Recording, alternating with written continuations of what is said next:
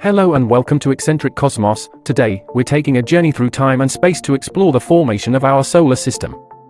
From the birth of the Sun to the late heavy bombardment, we'll dive deep into the science behind how our planetary neighborhood came to be.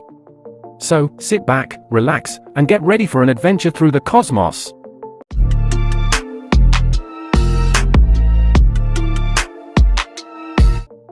The story of our solar system begins about 4.6 billion years ago, in a dense cloud of gas and dust called a nebula. This nebula was likely formed from the remnants of a previous supernova explosion. Over time, gravity caused the nebula to contract, which caused it to become denser and hotter. As it continued to contract, it began to spin faster and faster, which caused it to flatten out into a disk-like shape. Eventually, the center of the nebula became so dense and hot that it ignited, giving birth to the Sun. The intense heat and radiation from the young Sun blew away the remaining gas and dust in the surrounding disk, leaving behind only the solid bodies that would later become the planets. As the newly formed Sun began to radiate heat and light, the rest of the gas and dust in the disk began to clump together due to gravity. These clumps, called planetesimals, ranged in size from small particles to large bodies several kilometers across. Over time, these planetesimals collided and merged to form larger bodies, eventually growing into the 8 planets we know today.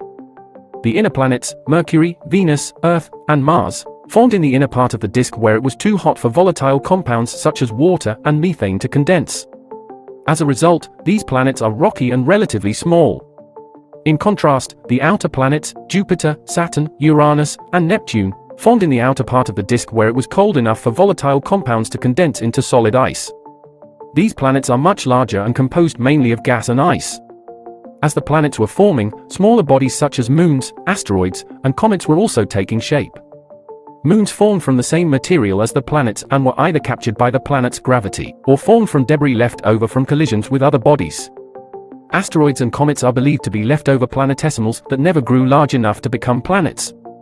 Asteroids are mainly found in the asteroid belt between Mars and Jupiter, while comets originate from the outer reaches of the solar system in the Kuiper belt and the Oort cloud. Some asteroids and comets were flung out of the solar system by the gravity of the giant planets, while others remained in their orbits. About 3.8 billion years ago, the solar system was hit by a period of intense bombardment from comets and asteroids. This period, known as the late heavy bombardment, lasted for tens of millions of years and left its mark on the surfaces of the inner planets. The evidence for this bombardment comes from the high number of impact craters found on the Moon, Mars, and other bodies in the solar system. Scientists believe that this period was caused by the migration of the giant planets. As the giant planets migrated to their current positions, they disrupted the orbits of smaller bodies and sent them hurtling towards the inner solar system. The late heavy bombardment may have had a significant impact on the evolution of life on Earth by delivering water and organic compounds to our planet. The formation of our solar system was a complex and dynamic process that took place over billions of years. From the birth of the Sun to the formation of the 8 planets, and the late heavy bombardment, each step in the process has left its mark on the solar system we know today. Thanks for watching. Subscribe to our channel Eccentric Cosmos for more science-related content.